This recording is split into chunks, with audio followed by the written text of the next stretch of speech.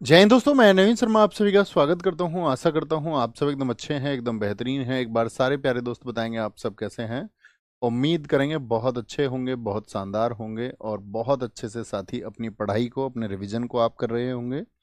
जो भी साथी टारगेट बैच में एनरोल कर चुके थे, काफ़ी दिन से ये बैच चल रहा है, आप सारे साथियों का स्वागत है। जिसमें हमको एक दिन में साथी क्या करना होता था टारगेट में, फटाफट चीज़ों को पढ़ना होता है। यही हमारा टारगेट था कि इसमें हमको ध्यान रखना है जो भी चीज़ें एग्ज़ाम ओरिएंटेड होंगी और अंतिम समय में हम उनको एक क्रैश कोर्स की तरह आपका पढ़ें और एग्ज़ाम में अपने स्कोर को बूस्ट करें। ठीक है, तो हमारे 3 टारगेट्स पूरे हो चुके थे। आज हमारा चौथा टारगेट है। आज के टारगेट में हमको क्या क्या पढ़ना है, तो आज हम पढ़ेंगे साथ ही इसमें, आज के टारगेट में जो हम पढ़ने वाले हैं वो पढ़ने वाले हैं हम आपका किसको, तो आप कहेंगे भैया आज के टारगेट में होगा हमारा, ओहो ये क्या हो गया, आज के टारगेट में हमारा होगा अकबर।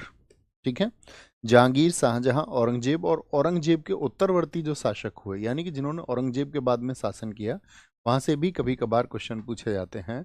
वम कुमार भाई, मैं एकदम ठीक हूँ और बहुत थैंकफुल आपके पूछने के लिए रहूँगा कि आपने हालचाल पूछे। एकदम हालचाल ठीक है। तो बिना समय गंवाए शुरू करते हैं आज के टारगेट को। आज के टारगेट को अकबर से हमको शुरू करना था। ओके, तो बिल्कुल भी इधर उधर की बातें आप कोई नहीं करेगा और कक्षा पे एकदम से फोकस रखना है। अकबर के पिता का नाम क्या है बताइए एक बार, तो आप कहेंगे अकबर आपका बेटा है हुमायूं का। 1542 में आपको याद होगा, 1540 में हुमायूं को भागना पड़ा था किस वॉर के बाद में, कन्नौज का युद्ध जब वो हार गया था तो उसको भागना पड़ा था। और वहीं 1541 में राणा वीर साल के यहाँ उसको शरण मिली, उसने हमीदा बानो के यहाँ जब शादी की, तो अकबर का जन्म हुआ 1542 में। तो अकबर का जन्म बहुत पूछा जाता है। अमरकोट के राणा वीर साल के यहाँ हुआ था। इसके बचपन का नाम जलाल या अर्ज आसियान था। इसका सबसे बड़ा शासनकाल है, क्योंकि इसका जो शासनकाल है वो आपने ऊपर देखा 1556 से 1605, यानी कितने वर्षों का है टोटल, तो हम कहेंगे 49 ईयर्स का शासनकाल है, 49 वर्षों का। इनका पालन पोषण जो है वो सुल्ताना बेगम यानी इसका चाचा था अस्करी, तो इसके चाचा की वाइफ यानी कि चाची ने बहुत किया। ठीक है, दाई माँ इसकी अनगा थी। देखिए दाई माँ क्या होती थी, तो प्राचीन समय में ये आपका प्रचलन में होता था कि जो दूध बच्चा पीता है उससे उसके अंदर आपका बहुत सारे मूल्य और गुण विकसित होते हैं। तो जो वीरांगनाएं होती थीं या आपका जो ऐसे घरों से संबंध रखने वाली स्त्रियां थीं जिनके पूर्वज वीर रहे थे या आपका बौद्धिक रूप से आगे रहे थे, तो उनका स्तनपान छोटे बच्चे को कराया जाता था। तो दाई माँ इसकी अनगा थी जब इसका पालन पोषण हुआ। अकबर की पहली शादी हुई रुकैया बेगम से, ठीक है, जो इसके चाचा की ही लड़की थी। तो कितने वर्ष का था अकबर जब इसकी शादी हुई 1551 में, तो आप कहेंगे भैया ये उस समय पर 9 वर्ष का था। सरहिंद के युद्ध में आपको पता होगा हुमायूं ने वापसी की थी, तो वहीं पर इसको युवराज घोषित किया गया। इसके टीचर रखे गए अब्दुल लतीफ़, ठीक है, और सिराजी। अब्दुल लतीफ़ एक ईरानी विद्वान था, लेकिन कोई खास फर्क नहीं आया और अकबर अच्छे से नहीं पढ़ पाया। सिराजी एक ऐसा व्यक्ति था जिसने अकबर को बहुत सारी किताबों को पढ़ के सुनाया। ओके, राज्याभिषेक इसका हुआ 1556 में जब हुमायूं की मौत हो गई। जिस चीज पे मैं साथी ये आपका बॉक्स बनाऊं तो उसको आप महत्वपूर्ण मानना। थम्स अप करिए, मेरी बात आप तक पहुंच गई है तो एक बार थम्स अप करके बताइए अगर हमारी बात आप तक पहुंच गई है। तो बैरम खान ने ईटों के सिंहासन पर अब्दुल काशिम द्वारा इसका राज्याभिषेक कराया। और बैरम खां जो कि हुमायूं का एक साथी था, हुमायूं की वापसी में सबसे बड़ा कारण था, ये इसका संरक्षक बना। क्योंकि अकबर कितने वर्ष का है अभी, अकबर आप कहोगे लगभग 14 वर्ष का है। बैरम खां को जो उपाधि मिली वो मिली खाने खाना, यानी कि जो सरदारों का भी सरदार होता था। ठीक है, सरदारों का भी सरदार होता था। इसको क्या कहा बैरम खान ने कि भाई उधर हेमू जो है वो दिल्ली पर कंट्रोल कर चुका है, हमको पानीपत का युद्ध लड़ना होगा। तो पानीपत का दूसरा युद्ध हुआ था 5 नवंबर 1556 को। और कौन से दो पक्ष थे, तो आप कहेंगे हेमू और अकबर थे। जीत किसकी होती है इसमें, अकबर की जीत हुई और इस तरह अकबर गद्दी पर आया। और हमने कल आपको बताया था अंतिम हिंदू सम्राट रहा। ठीक है, बोलेंगे अभी फटाफट से, बोलेंगे। बहुत बढ़िया, वेरी गुड, बहुत शानदार। तो क्या कहेंगे, जीत हुई। अकबर की सभा जो लगती थी वो आगरा में लगती थी। बैरम खां अकबर का संरक्षक कितने वर्ष रहा, कुल वर्ष बताइए। तो 1556 से 1560। लेकिन बाद में बहुत अपने करीबी व्यक्तियों के कहने की वजह से ही क्या किया था आपका, अकबर ने बैरम खां को निष्कासित कर दिया था। तो ये 4 वर्ष ही संरक्षण रहा। लेकिन माहम अनगा जो थी, जो दाहिमा थी, उसके कहने पर अकबर ने इसको मक्का भेज दिया। क्योंकि इन लोगों का एक गुट था, इसकी बेटी थी जीजी अनगा, इसका बेटा था अदम खां। और ये चाहती थी इसका बेटा जो अदम खां है इसको शक्तियां प्राप्त हों, जो कि बैरम खां के होते हुए प्राप्त नहीं हो रही थी। तो बैरम खां पर बहुत तरह से आरोप लगाकर उसको बाहर निकाल दिया गया। जब बैरम खां बाहर जा रहा था मक्का की यात्रा पर, तो उसकी हत्या मुबारक खां में नामक एक व्यक्ति ने कर दी। क्योंकि इस मुबारक खां के व्यक्ति को, जो मच्छीवाड़ा का युद्ध हुआ था 1555 में, तो किसने हराया था, यानी कि बैरम खां ने हत्या कर दी थी मुबारक खां के पिता की। ठीक है सर, ज्यादातर युद्ध पानीपत में हुए नहीं दोस्त। पानीपत में कौन कहता है ज्यादातर युद्ध हुए? 3 युद्ध हुए पानीपत में। तराइन में भी ऐसे 3 हुए।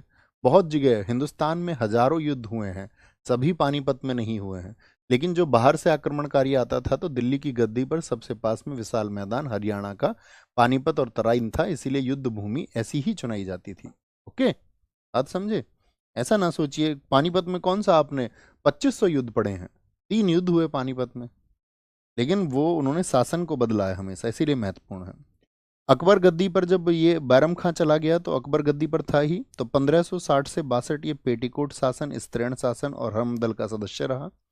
यानी कि इस पर स्त्रियों का बहुत प्रभाव रहा। मुगलों के यहाँ पर हरम में बहुत सारी स्त्रियों को साथ ही बंद करके रखा जाता था। सुंदर स्त्रियों को, जिनको भी पड़ोसी राजाओं से युद्ध करके जीता जाता था, उन स्त्रियों को भी हरम में रख दिया जाता था। वो स्त्रियां उससे बाहर कभी नहीं जा सकती थीं, उसके अंदर ही रहती थीं। तो 2 साल इस पर स्त्रियों का प्रभाव रहा। 1562 में अकबर हरमदल से मुक्त होता है। 1562 में अकबर ने क्या, आपका बाल विवाह, सती प्रथा और दास प्रथा पर पाबंदी लगाई। इसमें दास प्रथा सबसे इंपॉर्टेंट है, इसको बोलते दातीज। दातीज, तो दातीज, दा से दास प्रथा, ती से तीर्थ यात्रा कर, और जा से जजिया कर इसने खत्म किया। और ये लगातार वर्षों में खत्म किए, 1563, 1564। बात समझे? बोलिए एक बार। 1562, 63 और 64 में। 1575 में इसने इबादत खाना बनवाया। इबादत खाना क्या था दरअसल में, कि भाई यहाँ पर सभी लोग आएंगे और यहाँ पर आकर के सभी धर्मों के लोग चर्चा करेंगे। तो अकबर सभी विद्वानों को सुनता था, सारे के सारे विद्वानों को वो सुनता था। ठीक है, तो क्या बोलेंगे, फतेहपुर सीकरी आगरा में, फतेहपुर सीकरी आगरा में ये इबादत खाना था। 1582 में ये बंद हो गया था। इसमें चर्चा बृहस्पतिवार को होती थी। इसमें जैन धर्म के व्यक्ति शांति चंद्र, विजय सेन सूरी, भानुचंद्र सूरी और हरि विजय सूरी ने पार्टिसिपेट किया था। अकबर ने बहुत रुचि दिखाई थी जैन धर्म की तरफ, तो सभी धर्मों के लोगों से वो सीखता था। ईसाई धर्म का एक व्यक्ति आया था मॉन्सरेट, मॉन्सरेट नामक व्यक्ति से उसने ईसाई धर्म की चर्चा की। हिंदू विद्वान गए थे पुरुषोत्तम दास, और फारसी के एक विद्वान थे दस्तूर मेहर जी। ठीक है, जिससे उसने सूर्य नमस्कार सीखा था, सूर्य नमस्कार। तो ये विद्वान लोग वो हैं जो इबादत खाने में गए। इन सब से सब कुछ सीख करके अकबर ने क्या किया था, अपना एक नया धर्म बनाया था। तो उस धर्म का क्या नाम था बताइए फटाफट से, क्या बोलेंगे? अकबर ने सुलह कुल की नीति अपनाई। सुलह कुल मतलब आपस में सभी का संवाद होगा, सब एक दूसरे का सम्मान करेंगे। अकबर ने मकबत खाना यानी कि अनुवाद विभाग की स्थापना कराई। बहुत पूछा जाता है कि ट्रांसलेशन डिपार्टमेंट यानी कि अनुवाद विभाग, इसने जो बहुत चर्चित पुस्तकें थी उन सबको ट्रांसलेट कराया। कहाँ पर होता था मकबत खाना? फतेहपुर सीकरी में। और महाभारत का फारसी अनुवाद किसने किया? अब्दुल कादिर बदायूनी ने। इसने इसको रजमनामा अर्थात ए बुक ऑफ वॉर, युद्ध की पुस्तक के नाम से लिखा। इसके समय पर रामायण का भी अनुवाद हुआ। ठीक है, ये भी किसने किया? अब्दुल कादिर बदायूनी ने किया। इसके समय पर राजतरंगिणी का भी अनुवाद हुआ। मुझे बताइए राजतरंगिणी पुस्तक को किसने लिखा था? तो राजतरंगिणी पुस्तक लिखी है कल्हण ने। कल्हण ने। गुलशन कुमार इसका आंसर मैं पहले दे चुका हूँ, शुरुआत से क्लासेस करिए। अथर्ववेद इब्राहिम सिरहिंदी ने, इसी के टाइम पर अनुवाद हुआ। पंचतंत्र को किसने लिखा है? आप कहेंगे भैया विष्णु शर्मा ने। पंचतंत्र का अनुवाद किया था अकबर के 9 रत्नों में से एक व्यक्ति थे, जिनका नाम था अबुल फजल, और उन्होंने उस पुस्तक का नाम रखा था अनवर सुहेली।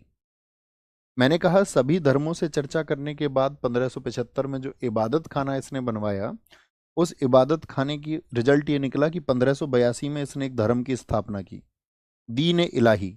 लेकिन इसको कुल 19 लोगों ने ही अपनाया था। इसमें जो सबसे प्रमुख प्रीस्ट था वो अबुल फजल था, सबसे पुरोहित यानी कि पुजारी आप कह सकते हैं। एकमात्र हिंदू सम्राट बीरबल ने इसको अपनाया था और किसी ने नहीं अपनाया था। 1579 में इसने मजहर की घोषणा की थी। मजहर क्या था? इसने कहा कि कभी भी धर्मों को लेकर के आपस में यदि विवाद होगा, किसी एक स्थिति में कोई ये कहेगा कि इस धर्म के अनुसार यह सही है और इस धर्म के अनुसार यह सही है, तो उसने कहा कि ऐसी स्थिति में अकबर जो आदेश देगा, यानी सम्राट का जो आदेश है वो सुप्रीम होगा, वो सुप्रीम होगा। ठीक है, तो मजहर समझ गए, थम्सअप करिए। किसका आदेश सबसे ऊपर होगा? अकबर का आदेश। इस मजहर को उसने आपका तैयार करवाया शेख मुबारक और अबुल फजल अपने दरबारियों से, और इनको इसने उपाधि दी इमाम आदिल। ठीक है, 1582 में इसने दहसाला प्रथा की शुरुआत की। दहसाला प्रथा में क्या किया? 10 साल का औसत देखा गया भूमि पे क्या उत्पादन होता है, क्योंकि कभी बाढ़ आ जाती थी, कभी सूखा पड़ जाता था, तो हर साल आपका फसल एक जैसी नहीं होती थी। इसकी वजह से उसने क्या बोला कि किसान पर जोर ना पड़े, तो एक आपका एक औसत बना लीजिए। ठीक है, और दहसाला प्रथा को शुरू किया टोडरमल ने। अब आप मुझे बताओ, टोडरमल इससे पहले किसके दरबार में था? टोडरमल ने पूरी भूमि को 4 हिस्सों में बांटा था। 4 हिस्से। पोलज, जो हर साल जिस पर खेती की जा सकती थी। परती होती थी, जो 1 से 2 वर्ष खाली रहती थी भूमि। चाचर भूमि उसको कहते थे, 3 से 4 वर्ष खाली रहती थी। बंजर, जो 5 वर्ष से अधिक खाली रहती थी। बंजर यानी कि जिस पर खेती ही नहीं होती थी। और पूछा जाता है मुगल काल में, अकबर के शासन काल में सबसे उपजाऊ भूमि कौन सी थी? तो उपजाऊ तो वही होगी ना जिस पर हर साल खेती हो पाएगी, तो पोलज भूमि हुई। क्या बोलेंगे? पोलज भूमि। Okay boss. मनसबदारी प्रथा। मनसबदारी प्रथा ये 1575 में अकबर ने शुरू की। मनसबदारी क्या मतलब होता था? देखिए, मनसबदारी में ये कहते थे कि आपको मनसब बनाया जाएगा, मनसब। और आपको यदि मनसब बना दिया, 700 घोड़ों का मनसब बना दिया, या 7,000 घोड़े का मान लीजिए, बड़े मनसब होते थे, तो 7,000 घोड़े का यदि आपके पास पद है मनसब का, तो आपको घोड़े रखने पड़ेंगे 2 गुने, 14,000 घोड़े। जैसे किसी को 400 का मनसब बना दिया, तो उसको कितने घोड़े रखने पड़ेंगे? 800। और उन सभी के लिए वेतन देगी कौन? आपका राजा की जो आपका परिषद है, वह उसके लिए वेतन देती थी। तो इस पृथक कहा जाता था, क्योंकि युद्ध में क्या होता था, घोड़े पे जब लोग लद के चलते थे, सामान लद के चलता था, तो अक्सर घोड़े थक जाते थे। तो इसीलिए, और उस समय पे उस सामान को बदला जाता रहे, दूसरा घोड़ा आराम कर ले, तो कहते मनसबदारी प्रथा अपनी सेना को डेवलप करने का एक तरीका था। भैया शेर शाह सूरी के यहाँ था, अंजलि कुमारी जी ने एकदम ठीक आंसर दिया है। इसमें पद होते थे जात और सवार। दाग महाली प्रथा, घोड़े और हाथियों पर चिन्ह लगाए जाते थे कि भाई ये मनसबदारी के अंतर्गत है। और पूरी मनसबदारी प्रथा 66 कैटेगरीज में बटी हुई थी। अकबर के विजयाभियान पढ़ते हैं, जिनमें से कुछ ही महत्वपूर्ण है। जैसे अकबर का पहला विजय अभियान कौन सा है? तो आप बोलेंगे मालवा। पहला विजय अभियान, ये क्या है? उसका पहला विजय अभियान है। यहाँ का शासक था बाज बहादुर, और कहते हैं अकबर उसकी पत्नी रूपमती को आपका कैप्चर करना चाहता था, तो इसीलिए उसने उसकी राजधानी, मालवा की राजधानी पे, सारंगपुर पर अटैक कराया। पहले सेनापति अदम खां को भेजा गया, जो इसमें असफल रहा। फिर दूसरा सेनापति अब्दुल्ला उजबेक भेजा गया, जिसने इस पूरे किले को घेरा, और लगभग यहाँ पर 30,000 राजपूतों का कत्ल कर दिया गया। किसके लिए आपका? तो आप कहेंगे भैया यहाँ पर रूपमती के बारे में डिस्कस होता है। चुनार के दुर्ग को उसने जीता, महत्वपूर्ण नहीं है। 1562 में उसने आमेर को मिलाया। ठीक है, दरअसल में ये जाता था आपका अजमेर शरीफ। मुझे बताइए अजमेर शरीफ कहाँ पर है? अजमेर में ही है भैया। किसकी दरगाह हमने बताई थी अजमेर शरीफ? मोइनुद्दीन चिश्ती की दरगाह। तो अकबर वहां जाता था, तो उससे मुलाकात हुई वहां पर राजा भारमल की, या बिहारी मल जिसको कहते हैं। उसने भी अकबर के साथ संधि की, तो उसको 5,000 का मनसब बनाया गया, अर्थात कितने घोड़े का? अजमेर शरीफ जाते वक्त इनकी मुलाकात हुई थी। इसी बिहारी मल के पुत्र का नाम था भगवान दास, और बिहारी मल की पुत्री का नाम था हरखाबाई, जिनको जोधाबाई के नाम से जानते हैं। और जोधाबाई की शादी यहीं इसी संधि के तहत अकबर से हुई, और जोधाबाई को टाइटल दिया गया मरियम उज्जमानी। दोनों एक ही नाम है ये, मरियम उज्जमानी। इन्हीं आपका बहारमल अर्थात बिहारी मल का पोता था मानसिंह, यानी कि जोधाबाई का भतीजा है, या कहें मानसिंह की बुआ लगती थी जोधाबाई।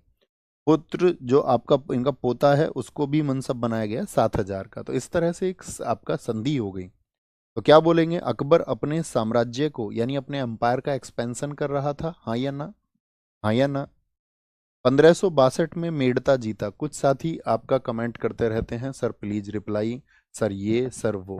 बच्चों मैं आपसे रिक्वेस्ट करूंगा कि टारगेट बैच में आप बिल्कुल ना भटकें, अपने आप को एकदम से अलाइन कर लीजिए, एकदम से फोकस्ड कर लीजिए कि बस हम कक्षा पे फोकस करेंगे। ये हम आपसे रिक्वेस्ट करेंगे, आपके लिए स्पेशल है।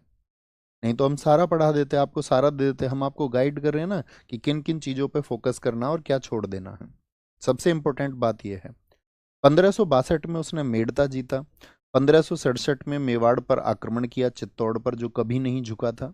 यहाँ के शासक थे राणा उदय सिंह, और जयमल ने यहाँ पर जिम्मेदारी ली थी इसकी। ठीक है, किन से? राणा उदय सिंह से, और इसकी रक्षा की थी किले की। 1568 में चित्तौड़ पर अधिकार कर लिया, और अकबर ने चित्तौड़ पर अधिकार करने के बाद में फतेहनामा जारी किया था। ठीक है, यहाँ पर अब चित्तौड़ का जब जिक्र आएगा तो महाराणा प्रताप जी का जिक्र ना आए ऐसा हो नहीं सकता था। ठीक है, तो क्या कहेंगे यहाँ पर? आप कहोगे महाराणा प्रताप थे जो कि साथी 1540 में जन्मे थे और 1597 में, 997 नहीं, 1597 में, यानी कुल 47, क्या बोलेंगे इनको, सॉरी 57 वर्ष ये जिए थे, 57 वर्ष। ठीक है, इनकी माता का नाम जयंती बाई था, इनके पिता उदय सिंह थे जो अभी हमने आपको बताया चित्तौड़ के शासक थे। बचपन का नाम इनके का कीका था, और ये मैं तुमको बता दूं ये अपना फेवरेट नेम है, कीका। ठीक है, ये महाराणा प्रताप जी के बचपन का नाम था। इनका वंश जो था ये सिसोदिया वंश था। इनका जन्म हुआ था महाराणा प्रताप जी का कुंभलगढ़ में। एक बार महाराणा प्रताप जी को नमन करिए, उनको थोड़ा क्या बोलेंगे, सम्मान से एक बार आप उनका नाम लिखेंगे तो हमको बहुत अच्छा लगेगा। ठीक है, इनके घोड़े का नाम चेतक था, और जिससे चेतक की मौत हो गई थी हल्दी घाटी के युद्ध के बाद में, उसकी समाधि बलीचा नामक स्थल पर है। महाराणा प्रताप के हाथी थे, हल्दी घाटी के युद्ध में इनके हाथी ने भी बहुत अच्छी परफॉर्मेंस की थी, जिसको अकबर ने कैद कर लिया था, और उस हाथी ने भूखे रह करके अपने प्राण त्याग दिए थे। इसको बोलते हैं हम समर्पण। एक जानवर में भी कितना समर्पण है अपने व्यक्ति के प्रति, और आजकल लोग अपने रिश्तों में असमर्पण नहीं रख पाते हैं।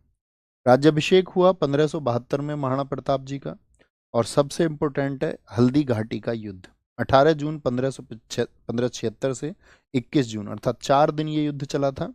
इसमें दो पक्ष थे, एक तरफ तो मुगल सेना थी और एक तरफ थे राणा प्रताप। ठीक है, मुगल सेना की तरफ से मानसिंह, जिसको 7,000 का मनसब बनाया गया, कछवाहा राजपूत था ये भी। अधम खां आप जानते ही हो, जो इसका महामनगा का बेटा था। जगन्नाथ और माधो सिंह, ये सब कछवाहा राजपूत थे। एक पक्ष में ये रहे। राणा प्रताप जी के पक्ष में हकीम खान थे। भामा साहा बहुत बड़े दानी थे। बिंदा झाला थे जिन्होंने राणा प्रताप की ड्रेस पहनी थी। राणा पूंजा थे जो भीलों को ट्रेन करके अपने साथ में रखे हुए थे।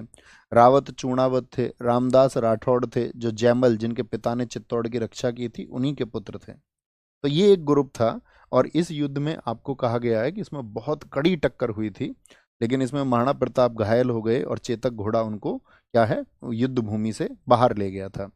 इसके बाद में महाराणा प्रताप अरावली की पहाड़ियों में चले गए, और 1576 के बाद में सारी तैयारियां करते रहे, और 1582 में मुगलों ने जो किले उनसे छीने, उनसे ज़्यादा किले उन्होंने वापस छीने, और 1582 में जो दीवेर का युद्ध हुआ, इसीलिए इसको मेवाड़ का मैराथन कहते हैं। क्या बोलते हैं इसको? मेवाड़ का मैराथन कहा जाता है। ठीक है, महाराणा प्रताप जी की डेथ 1597 में हुई। अकबर के विजय अभियान पर आते हैं, बीच में महाराणा प्रताप आए थे तो हमने उनको पढ़ा। 1564 में अकबर ने गोंडवाना को जीता था। नेतृत्व इसका जो किया था सेनापति अकबर का था आसफ खां, और जो रानी दुर्गावती ये खिलाफ थी, यानी इनके खिलाफ ये अभियान हुआ था, वर्सेज लिख देते हैं। इनके पति संग्राम सिंह जो थे वो एक्सपायर हो गए थे, और उनके पुत्र वीर नारायण एक बच्चे थे, तो वो गद्दी पर बैठे, लेकिन फाइनली 1564 में अकबर ने इसको जीत लिया। 1569 में अकबर ने राजस्थान के रणथंभौर पर नजर लगाई, और वहां के राजा सुरजन राय से रणथंभौर को जीता। 1569 में राजा राजचंद्र से कालिंजर जीता। 1570 में इसने मारवाड़ और जैसलमेर और बीकानेर का क्षेत्र जीता। जैसलमेर के शासक थे राजा हर्राय, और बीकानेर के शासक थे राव कल्याणमल। तो एक तो इम्पोर्टेंट ये बहुत रहेगा आपका कि भाई किस वर्ष में उसने मारवाड़ अभियान किया, या किस वर्ष में उसने चित्तौड़ अभियान किया। ठीक है, चित्तौड़ अभियान 1571-72 का उसका गुजरात अभियान बहुत इंपॉर्टेंट है। 1571-72 क्योंकि इसको द्रुतगामी अभियान कहते हैं। भैया ये रैपिड कैंपेन का क्या मीनिंग है? देखिए अकबर का केंद्र कहाँ पर होता था, राजधानी कहाँ पर थी? आगरा में। तो वहां पर स्थितियां जब गुजरात में बिगड़ी तो ये वहां पर गया, वहां का शासक विद्रोह कर रहा था मुजफ्फर तृतीय, तो अकबर वहां पर गया, सारी चीजें शांत करा के आया। इतने वापस आया अकबर आगरा तक, तो खबर मिली, फिर विद्रोह हो गया, तो तुरंत पहुंच गया। इसको बोलते हैं उसने बहुत जल्दी में ये अभियान किए। तो अकबर ने जो ये अभियान किए, इसकी वजह से इनको तेजी से द्रुतगामी अभियान कहा गया है। क्या कहा गया है? उसको द्रुतगामी अभियान कहा गया है। ठीक है। इसका मंत्री यहाँ पर इत्माद खां था। क्या बोलेंगे? और यहाँ पर अकबर ने जब इसको जीता तो अकबर ने क्या किया था, यहाँ पर सूबेदार मिर्जा अजीज कोका को जिम्मेदारी दे के आया था फाइनल। इसको जिम्मेदारी दी गई थी, भाई गुजरात को अब तुम संभालोगे, क्योंकि मुजफ्फर थर्ड तो भाग गया था।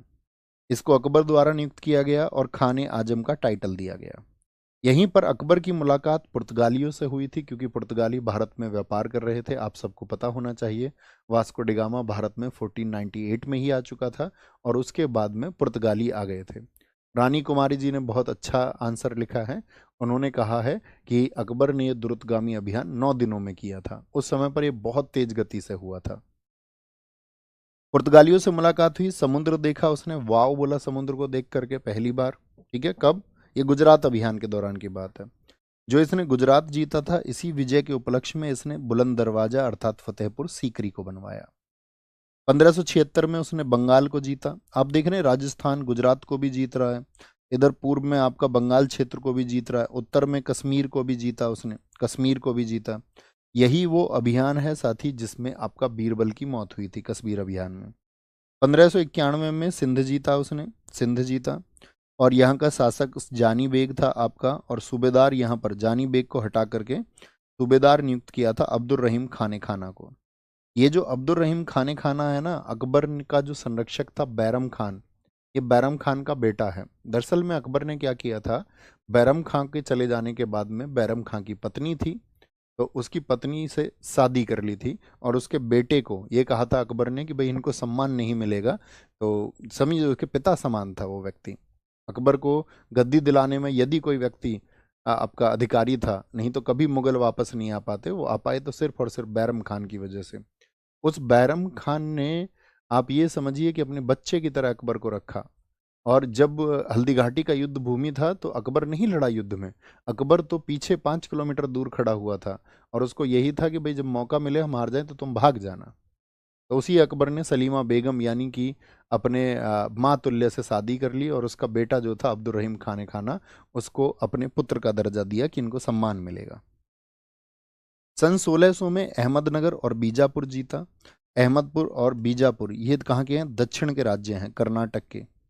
और यहाँ की शासिका थी चांद बीबी, इनको हराया। 1601 में अकबर का अंतिम विजय अभियान है असीरगढ़ का किला। असीरगढ़ का किला उसने सबसे अंतिम बार जीता साउथ की तरफ। ठीक है। अकबर की जो डेथ हुई वो 25 अक्टूबर 1605 को हुई। ठीक है, 1605 को, नहीं दोस्त नितिन, क्या बोलेंगे? 25 अक्टूबर 1605 को। इसका मकबरा कहाँ पर है? सिकंदरा में है। अकबर के नवरत्न कितने थे? तो 9 रत्न, यानी 9 लोग थे भैया। अकबर के रत्न कितने थे? 9 लोग थे। पहला बीरबल, जिसका वास्तविक नाम था महेश दास। अकबर का मनोरंजन करने के लिए यही व्यक्ति था, क्योंकि आपका बीरबल बहुत हाजिर जवाब थे, बहुत हाजिर जवाब थे। ठीक है, आपने किस्से सुने ही होंगे इनके, तो बड़ा जबरदस्त किस्सा हम छात्रों को सुनाते भी थे कि इसकी एंट्री किस तरह से दरबार में हुई थी। मृत्यु अफगानिस्तान अभियान के दौरान जब कश्मीर की तरफ जा रहे थे। दूसरा व्यक्ति था नवरत्नों में से अबुल फजल, जिसने बाइबिल का भी फारसी अनुवाद किया। इसके पिता का नाम था शेख मुबारक नागौरी। अकबरनामा पुस्तक किसने लिखी? एग्जाम में हर साल एसएससी रिपीट करती है। अकबरनामा कितने सालों में लिखी गई थी? अकबरनामा 7 सालों में। अकबरनामा के पार्ट कितने हैं? 3 पार्ट हैं। भाग 1 में अकबर के एंसेक्टर्स, अकबर के पूर्वजों को बताया गया है कि इससे पहले कौन थे। भाग 2 में अकबर के शासनकाल के दौरान जो घटनाएं हुई उनको बताया गया। और भाग 3 में साथी आपका, जिसको आईने अकबरी कहा जाता है, इसमें अकबर का एडमिनिस्ट्रेशन कैसा था, यानी दहसाला प्रथा हुई, मनसबदारी प्रथा हुई, अकबर के टाइम पर रेवेन्यू किस तरह से आता था, रीति रिवाज कौन से फॉलो होते थे, कल्चर क्या था, ये तीसरे भाग अर्थात आईने अकबरी में बताया गया है, आईने अकबरी में। ठीक है, इसकी जो हत्या हुई अबुल फजल की, वो जहांगीर ने करवा दी थी, यानी अकबर का बेटा है जहांगीर, और उसने अबुल फजल को जब देखा उसके बढ़ते प्रभाव को, तो जहांगीर गद्दी की लालसा रखता था। ठीक है, अपने पिता के जीते जी उसने अपने पिता के करीबी व्यक्ति को मरवा दिया था। इसकी साथ ही एक पुस्तक थी तबकात अकबरी, जो निजामुद्दीन अहमद ने लिखी थी, ये भी आप याद रख लेना। ये हमने यहाँ क्यों मार्क किया है, क्योंकि आईने अकबरी और तबकात अकबरी में कंफ्यूज मत हो जाना, ये अलग व्यक्ति ने लिखी है। ओके, फैजी ये तीसरा साथी विद्वान था, ये अबुल फजल का भाई था, गणित का टीचर था। सलीम और मुराद ये अकबर के बेटों के नाम है, सलीम तो जहांगीर है और मुराद इनका टीचर भी था ये। ठीक है, यानी अपने टीचर के भाई को ही मरवा दिया था जहांगीर ने, सलीम ने। इसकी उपाधि थी कवि सम्राट, यानी मलिक उस सुहरा। लीलावती पुस्तक जो थी गणित की एक बहुत प्रसिद्ध पुस्तक है, हमारे भारत में एक महान गणितज्ञ हुए हैं भास्कराचार्य, उन्होंने इस पुस्तक को लिखा, तो इसका ट्रांसलेशन किसने किया, फैजी ने किया था, फैजी ने। ठीक है, टोडरमल, टोडरमल अभी बताइए कौन सी प्रथा के लिए बताया था हमने, ये अकबर का फाइनेंस मिनिस्टर था, खूब पूछा जाता है अकबर का वित्त मंत्री कौन था। तहसाला प्रथा किसने शुरू की थी, इसी ने शुरू की थी। गजे इलाही इसी ने लॉन्च किया। अब्दुल रहीम खान खाना जो बैरम खां का बेटा था, इसको अकबर ने अपने पुत्र का दर्जा दिया था, इसने बाबर नामा का फारसी ट्रांसलेशन किया। तो क्या बाबर नामा फारसी भाषा में नहीं लिखी गई थी? अब आप मुझे बताइए एक बार, बाबर नामा को किस भाषा में हमने आपको बताया था कि बाबर ने अपनी नेटिव लैंग्वेज कौन सी भाषा में लिखा था उसको? तो बाबर ने उसको लिखा था चगताई तुर्क में। तानसेन भी इसके दरबार में रहता था, जिसका वास्तविक नाम था, तानसेन का वास्तविक नाम था रामतनु पांडे। इनके गुरु थे स्वामी हरिदास। तानसेन ने जो रचनाएं लिखी हैं, मियाँ की टोडी, मियाँ की टोडी, संगीत सार, मियाँ की मल्हार बहुत पूछी जाती है, गणेश स्रोत और रागमाला, किसकी रचनाएं हैं? कौन से वाद्य यंत्र को तानसेन बजाता था? रबाब। और अकबर भी किसको बजाता था? अकबर भी रबाब को बजाता था। समाधि कहाँ पर है तानसेन की? ग्वालियर में है। उपाधि इनकी मियाँ है। तानसेन तानसेन 4 बैजू बावरा की शिक्षा संगीत विद्यापीठ बाइलर में हुई थी। कहाँ पर हुई थी? ग्वालियर में हुई, ग्वालियर में 4 यहाँ पर मीटिंग्स हुई थी। मानसिंह हम आपको बता चुके हैं, कछवाहा राजपूत था, इसको 7,000 का मनसब बनाया गया था। मुल्ला दो प्याजा ये बीरबल का प्रतिद्वंदी था, बीरबल और ये एक दूसरे पे कटाक्ष करते रहते थे। ठीक है, कटाक्ष करते। भैया जी क्या फैजी आपका चिकित्सक भी था? हाँ, फैजी गणित के टीचर होने के साथ में थोड़ा मेडिसिन भी जानता था। फकीर अजीउद्दीन ये होम मिनिस्टर था अकबर का। तो इस तरह से ये अकबर के 9 रत्न हुए। मुझे थम्सअप करके बताएं कौन कौन 9 रत्न हुए। ध्यान से देखना, बीरबल, अबुल फजल, उसका भाई फैजी, टोडरमल, अब्दुल रहीम खान खाना, तानसेन, मानसिंह और बीरबल का अपोनेंट मुल्ला दो प्याजा, और गृह मंत्री था फकीर अजुद्दीन। वित्त मंत्री कौन था? टोडरमल। अकबर के समय आने वाले अंग्रेज भारत में, देखिए आप पढ़ते होंगे जैसे कि आपका हॉकिंस आया, तो हॉकिंस वगैरह ये सब जहांगीर के टाइम पर आए थे, लेकिन कुछ अंग्रेज ऐसे हैं जो अकबर के टाइम पे भी आए। तो अकबर के समय पर आने वाला अंग्रेज पहला था स्टीफन्स थॉमस, स्टीफन्स थॉमस 1579 में। रॉल्फिच दूसरा अंग्रेज आया था। और ये दोनों लोग क्यों आए थे? ये दरअसल में ईसाई मिशनरी थे, ईसाई धर्म का प्रचार प्रसार करने यहाँ पर आए थे। अकबर ने तुलसीदास, जिन्होंने साथी अवधि में रामचरितमानस को लिखा, उनको संरक्षण दिया था। अकबर के समय कई चित्रकार थे, मीर सैयद अली, मीर सैयद अली, आपका मुकुंद, केशव तारा, दसवंत। दसवंत इसका दिमागी संतुलन बिगड़ गया था, तो अकबर ने इसको अग्रणी कलाकार किया था, कहा था, और इसने आत्महत्या कर ली थी। एक व्यक्ति था इसके समय पे चित्रकार बसावन, तो बहुत पूछे जाते हैं दसवंत और बसावन किसके चित्रकार थे? अकबर के। अकबर ने सबसे उत्कृष्ट चित्रकार किसको माना है? तो वो माना है बसावन को। ठीक है बॉस। अब आते हैं यहाँ पर जो प्रसिद्ध रचनाएं हैं, क्या बोलेंगे आपका? तूतीनामा और रजमनामा, ये प्रसिद्ध चित्र हैं आपका किसके? दसवंत के। ठीक है, प्रसिद्ध चित्र दसवंत के हैं, प्रमुख कृति दसवंत की याद रख लेना। अकबर के समय पहली बार भित्ति चित्रकारी की शुरुआत हुई थी। भित्ति चित्रकारी मतलब वॉल पेंटिंग्स, यानी कि जैसे आज वॉलपेपर होते हैं, देखे हैं ना वॉलपेपर, तो जानते होंगे सब लोग, वॉल पर आज पेंटिंग्स भी होती हैं, अकबर के टाइम पर शुरू हुई थी। आईने अकबरी जो पुस्तक है उसमें 17 चित्रकारों का उल्लेख हुआ है। आइए अकबर के समय पर क्या क्या बना उसको देख लेते हैं। अकबर के समय पर आगरा का किला बना था, आगरा में, ठीक है। आगरा का किला किसने बनवाया? अकबर ने बनवाया। दीवाने आम फतेहपुर सीकरी आगरा में इसी ने बनाया। आम दीवाने आम में ये आम लोगों से मिलता था। दीवाने खास में ये आपका जो बहुत करीबी लोग होते थे उनसे मिलते थे। पंचमहल फतेहपुर सीकरी में आगरा इसने बनवाया अकबर ने। जामा मस्जिद फतेहपुर सीकरी की किसने बनवाई? तो याद रख लेना, आगरा में पूछे या फतेहपुर सीकरी तो अकबर ने। शेख सलीम चिश्ती, क्योंकि ये जो आशीर्वाद इसके पुत्र नहीं हो रहा था तो ये जाते थे आपका फतेहपुर सीकरी शेख सलीम चिश्ती के दरबार पर, और इन्हीं के आशीर्वाद से कहते हैं कि जहांगीर का जन्म हुआ, और इसीलिए जहांगीर का नाम भी क्या रखा गया बचपन का? सलीम रखा गया। लाहौर का किला, इलाहाबाद किला जिसको अब इंडियन आर्मी इस्तेमाल करती है। हिरण मीनार फतेहपुर सीकरी की किसने बनवाई? अकबर ने बनवाई थी। बुलंद दरवाजा हमने अभी बताया, बताइए किस विजय के उपलक्ष्य में बुलंद दरवाजा बनवाया गया था?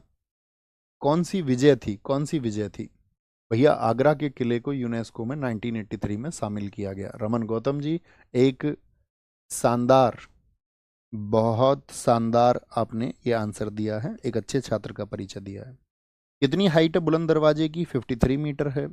जामी मस्जिद का दक्षिण दरवाजा इसको कहते हैं। एक जहांगीर महल किसने बनवाया आगरा में? जहांगीरी महल इसी ने बनवाया, अकबर ने। अकबरी महल आगरा में इसी ने बनवाया। खैरूल मस्जिद जो बनी, खैरूल जो मस्जिद बनी आपका, खैरूल मंदिर, क्या बोलेंगे? खैरूल मंजिल मस्जिद बोलेंगे इसको, मस्जिद।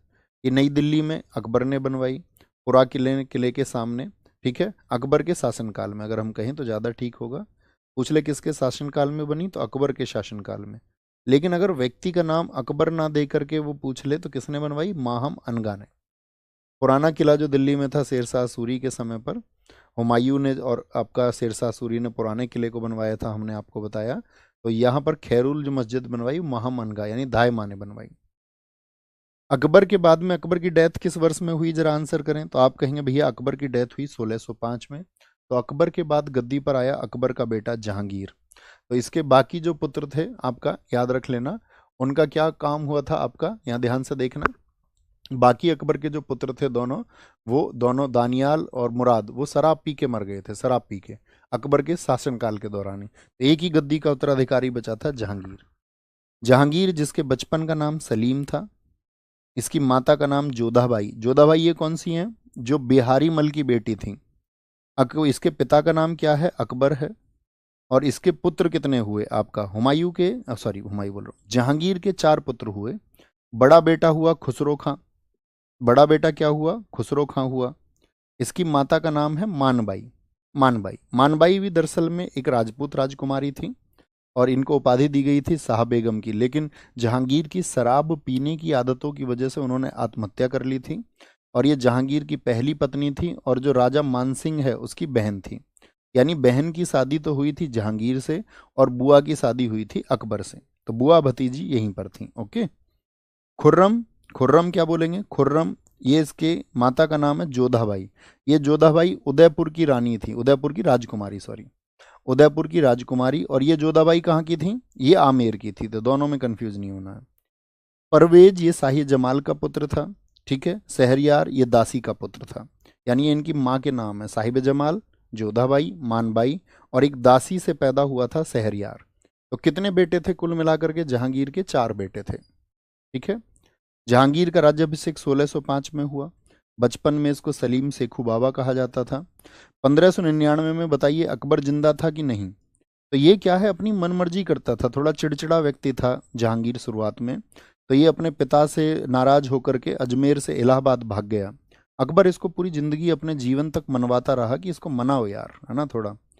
खुर्रम की जो पत्नी थी ये भाग गया यहाँ पे। खुर्रम की पत्नी का नाम है अर्जुमंद बानो बेगम, इसका जिक्र आएगा अभी। खुर्रम कौन है पता चल गया? खुर्रम इसका दूसरा बेटा है, दूसरा बेटा है। और यही खुर्रम बाद में कहलाएगा आपका शाहजहां। तो उसकी पत्नी थी अर्जुमंद बानो बेगम। 1666 में खुसरो ने क्या कर दिया? खुसरो ने क्या कर दिया? जहांगीर के खिलाफ विद्रोह कर दिया। यानी ये जहांगीर का बड़ा बेटा है, हाँ या ना? हाँ या ना आप कहेंगे हाँ जी। यानी कि जहांगीर के खिलाफ जैसे वो अपने पिता से नाराज रहता था, उसके बेटे भी उसके खिलाफ षड्यंत्र करते थे। यहाँ क्या किया इसने? आगरा से लाहौर गया, वहाँ कुछ लोगों ने इसको प्रॉमिस किया, लाहौर के दीवान ने, आगरा के दीवान ने, सिखों के पांचवें गुरु अर्जुन देव ने भी इसको सहायता देने का वचन दिया। इसीलिए सिखों के पांचवें गुरु अर्जुन देव की हत्या किसने करवाई थी? जहांगीर ने करवाई थी। किसने करवाई थी? जहांगीर ने करवाई थी। मानसिंह ने इसको साथ देने का वादा किया था, ठीक है, मानसिंह इसके मामा लगते थे। मिर्जा अजीज कोका, ये भी एक सरदार थे दिल्ली के बड़े। इन सब लोगों ने प्रॉमिस किया खुसरो खां को कि तुम अपने पिता को गद्दी से हटा दो, ठीक है। तो इसमें क्या बोलेंगे, ये विद्रोह इसने कर दिया, लेकिन ये इसमें कामयाब नहीं हुआ। बाद में इसने अपनी गलती स्वीकार की और इसको क्या बोलते हैं, माफ कर दिया। अपने बेटे को माफ कर दिया, लेकिन सिख गुरु की हत्या करवा दी।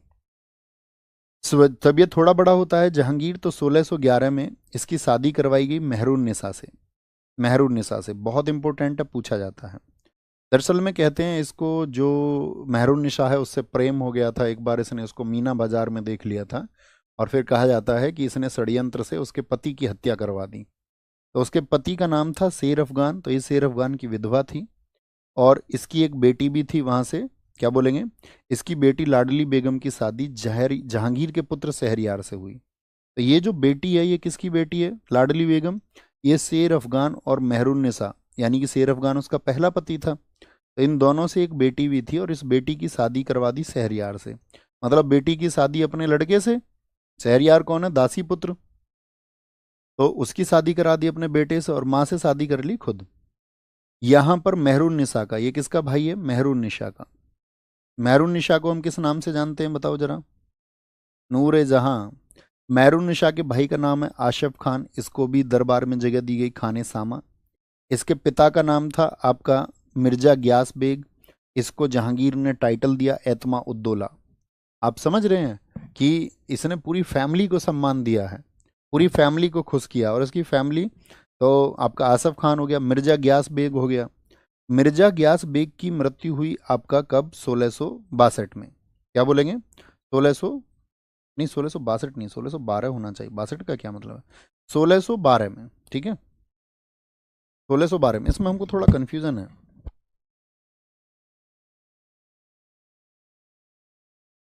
इसमें हमको थोड़ा सा कंफ्यूजन है। 1662 तो नहीं हो सकता अतमा उद्दौला, क्योंकि जहांगीर था और ये अपनी मनमर्जी करने लगी थी। तो इसके पिता की मृत्यु के बाद में ये थोड़ा सा क्या हो गई थी, एकदम खुलेआम काम करने लगी थी, ठीक है। देखिए, इसका जो ससुर है, अभी हमें याद आता है तो हम आपको बताते हैं। इसका जो ससुर है वो है एतमा उद्दौला, और एतमा उद्दौला का मकबरा बनवाया किसने? इसकी बेटी ने। कहाँ पर? आगरा में। ये फोटो देख रहे हैं, आपको कुछ कुछ ताजमहल के जैसा लग रहा है, तो इसीलिए इसको बेबी ताज कहते हैं। क्या बोलते हैं? छोटा ताजमहल, बेबी ताज। और ये पहली इमारत है जिसमें वाइट मार्बल लगा था। ये पहली इमारत है जिसमें पित्रादुरा शैली का इस्तेमाल हुआ। पित्रादुरा शैली क्या होती है भैया? दीवारों को जो साथी सजाया जाता है, दीवारों पे जो आपका पत्थर पे, आपने देखा कभी आप ताजमहल गए हो तो वहां पे अलंकरण होता है, अलंकरण होता है, अलंकरण होता है। भैया 1622 होना चाहिए, बिल्कुल ठीक आप कह रहे हैं। 1662 नहीं हो सकता, 1622 होगा, 1622 में, क्योंकि अगला वर्ष भी नहीं था, इसीलिए हम कंफ्यूज हुए। क्योंकि इसके बाद में जो मेहरुन्निसा की लगाम थी वो एकदम ढीली हो गई थी, क्योंकि उसके माँ बाप तो उसको समझाते रहते थे।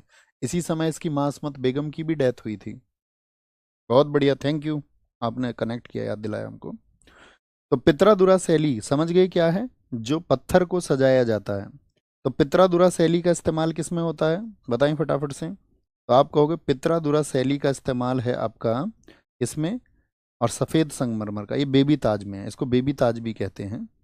मेहरुन्निसा की माँ जो थी, तो पिता हो गए एतमा उद्दौला, भाई आशफ खान। मेहरुन्निसा की माता का नाम है अस्मत बेगम। इसने गुलाब से परफ्यूम बनाया था, रोज से परफ्यूम, और इसको नूरे जहां कहा था। नूरे जहां की उपाधि जहांगीर ने दी थी। किसको? अस्मत बेगम को नहीं, अस्मत बेगम को नहीं भैया, कभी अस्मत बेगम याद कर लें। यहाँ पर नूरे जहां, ये जो टाइटल लिखा हुआ है, ये लिखा हुआ है मेहरुन्निसा के लिए। किसके लिए? मेहरुन्निसा को। जहांगीर ने बोल दिया था नूरे जहां, तुम पूरे जहान की रोशनी तुम्हारे अंदर है। देख रहे हो पत्नी से कितना प्रेम करता है। क्या बोलेंगे? मेहरुन्निसा ने कहा उसको नूरे जहां, नूरे जहां। मेहरुन्निसा को किसने? जहांगीर ने। देखिए नूरजहां क्या थी? नूरजहां बहुत शक्तिशाली लेडी रही दिल्ली की गद्दी पर। तो नूरजहां ने एक गुट बना लिया था अपने साथ में, यानी अपने पिता के साथ में। पिता एतमा उद्दौला, भाई आसफ खान, माँ अस्मत बेगम और साथ में खुर्रम। खुर्रम कौन है ये? खुर्रम कौन है बताइए फटाफट से। तो खुर्रम ये बेटा है किसका, आपका, ये आप कहोगे भैया जहांगीर का ही बेटा है, तो इसको अपनी तरफ कर लिया कि भाई तुमको हम शासन दिलाएंगे। 1615 में खुर्रम और परवेज जो थे आपका मुगलों ने, इन्होंने मेवाड़ से संधि की। देखिए वो मेवाड़ जिसमें महाराणा प्रताप बहुत लंबे समय तक संघर्ष करते रहे थे और उन्होंने घास की रोटियां तक खाना स्वीकार कर लिया था, लेकिन कभी भी मुगलों के सामने घुटने नहीं टेके। वही बाद में उनके वंशजों ने संधि की 1615 में जहांगीर के साथ में। 1617 में अहमदनगर से संधि हुई और 1626 में महाबत खान ने विद्रोह किया। बाद में शाहजहां से जाकर के मिल गया था महाबत खान, क्योंकि शाहजहां भी खुर्रम ही है। सलीम को, सलीम अर्थात जहांगीर को न्याय की जंजीर के लिए जाना जाता है। ये जंजीर इसने आगरा में लगवाई थी जिसमें 60 घंटियां थी। बहुत पूछा जाएगा न्याय की जंजीर किसने लगवाई थी, न्याय की जंजीर किसने लगवाई थी, न्याय की जंजीर किसको जाना जाता है, सलीम को। जहांगीर ने ही अंग्रेजों को व्यापार के लिए दस्तावेज दिए। तो कौन कौन अंग्रेज आए इसके समय व्यापार की परमिशन लेने, क्योंकि आप आधुनिक भारत में पढ़ोगे पुर्तगाली आ चुके थे। यूरोपीय कंपनियों में एक होड़ लगी थी एशिया से व्यापार की, जिसमें भारत और साथ में इधर आपका इंडोनेशिया के जितने भी द्वीप थे वहां पर वो बिजनेस करना चाहते थे। तो 1608 में पहले आया हॉकिंस। हॉकिंस 1608 में आया सूरत गुजरात में, ठीक है। और 1609 में ये आया था, 1609 में पहुंचा था ये आगरा अगले वर्ष। अब इसको दरअसल में जो बात करनी थी, इसको ये चिट्ठी तो लेके आया था अकबर के नाम की, क्योंकि जब ये वहां से चला था तो ये था कि अकबर गद्दी पर है, इनको ये सूचना थी। लेकिन यहाँ आके इसको पता चला नहीं, अकबर तो खत्म हो चुका है और उसका बेटा गद्दी पर है, ठीक है। तो इसको जहांगीर ने इंग्लिश खान की उपाधि दी, क्योंकि ये तो भैया हॉकिंस तो बड़ा चालाक आदमी था, फारसी भाषा सीख के आया। अकबर ने देखा, अरे है अंग्रेज आदमी फारसी भाषा में बात कर रहा है, तो वो एकदम से हतप्रभ रह गया, आश्चर्यचकित हो गया था। तो इसको बोला इंग्लिश खान, यानी कि मुसलमान, ऐसा मुसलमान क्योंकि फारसी होने की वजह से, और अंग्रेज है ही, इंग्लिश खान। इसको दरबार में रखा, खूब सम्मान दिया इसको, दुनिया भर की विस्की विस्की सब पिलाता था इसको, शराब। ये भी बहुत सारे गिफ्ट लेके आया था, ठीक है। पुर्तगालियों ने इसके गिफ्ट छीन लिए थे आपका हॉकिंस के, लेकिन ये बहुत सारे गिफ्ट पुर्तगालियों को दे करके, ये बोल करके कि भाई मुझे मिलवा दो एक बार, बहुत सारे गिफ्ट इसके लिए भी बचा के लाया, सब कुछ गिफ्ट विफ्ट दिए। कुत्ते लेके आया था, जहांगीर को कुत्ते बहुत पसंद थे, तो कुत्ते की कई नस्ल लेके आया था इसके लिए, ठीक है। अकबर, क्योंकि इसके पिता जो था अकबर, उसको भी काफ़ी कुत्ते पसंद थे, तो दोनों की पसंद यहाँ पर मैच हो गई। नहीं तो गिफ्ट तो अकबर के लिए लाया था, है ना। बहुत सारी पेंटिंग्स लाया था, क्योंकि अकबर को भी पेंटिंग्स का शौक था और जहांगीर को भी। लेकिन इसकी दाल नहीं गल पाई, इसकी शादी भी करवाई, ठीक है। हॉकिंस की शादी भी करवाई थी, एक आर्मीनियाई लड़की रहती थी अकबर के दरबार में, उसके हरम में, इससे शादी भी करवा दी। इसको सब कुछ दिया, मौज मस्ती करवाई खूब। लेकिन जब भी ये व्यापार की बात करता था तब भी अकबर दूसरी बात करने इससे बैठ जाता था, सॉरी जहांगीर दूसरी बात इससे करने बैठ जाता था। तो इस तरह से ये सफल नहीं हो पाया था।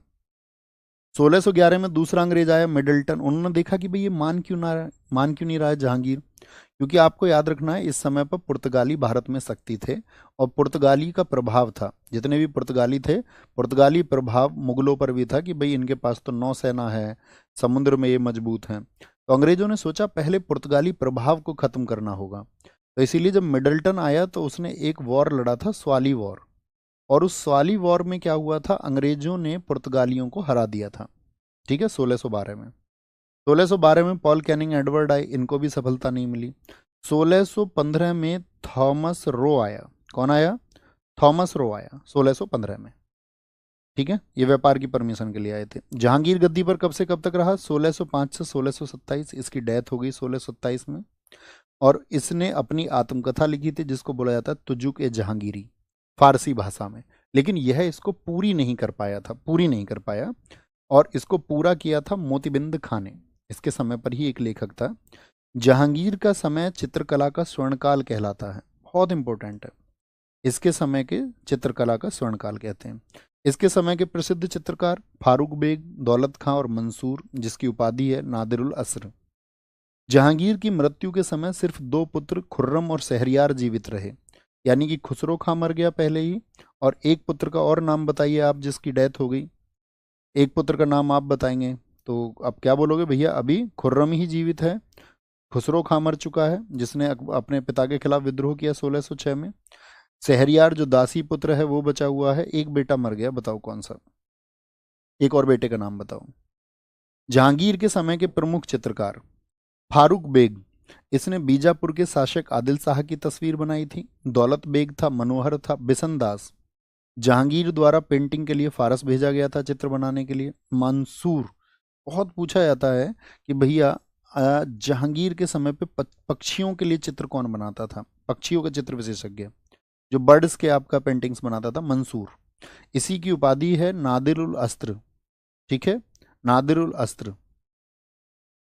अबुल हसन ये व्यक्तिगत चित्र विशेषज्ञ था, यानी आदमियों के चित्र बनाता था, इसकी उपाधि थी नादिरुल रज्मा। इसके समय जहांगीर के समय, जहांगीर के समय, ठीक है। जहांगीर अगरजा के नेतृत्व में आगरा में चित्रशाला की स्थापना भी की थी उसने। जहांगीर के समय पे हजरत मोहम्मद नादिर, मोहम्मद फकीर उल्ला, भीर हासिम, अनूप, चिंतामणि। अनूप का नाम बहुत पूछा जाता है अलग से, भीम हासिम अनूप नहीं है, अनूप अलग है। अनूप और चिंतामणि किसके समय के चित्रकार थे, इसी के समय थे। जहांगीर क्या बोलेंगे, अकबर का मकबरा सिकंदरा और लाहौर में इसी ने बनवाया, किसने, जहांगीर ने, अकबर का मकबरा। अकबर कौन लगता था, जहांगीर का पिता था। मरियम जोधाबाई सिकंदरा आगरा में, इसके लिए भी इसने जगह बनवाई। जहांगीर का मकबरा, खुद का मकबरा भी इसी ने बनवाया। शालीमार बाग बहुत पूछा जाता है, जम्मू और कश्मीर का, ये बनवाया था इसकी वाइफ मेहरुन्निसा यानी कि नूरजहां ने। इसकी डेथ होने के बाद में गद्दी पर आता है शाहजहां। शाहजहां कौन है, उन चार बेटों में से एक बेटा है खुर्रम। खुर्रम और शहरयार ही जीवित थे, शहरयार तो दासी पुत्र था।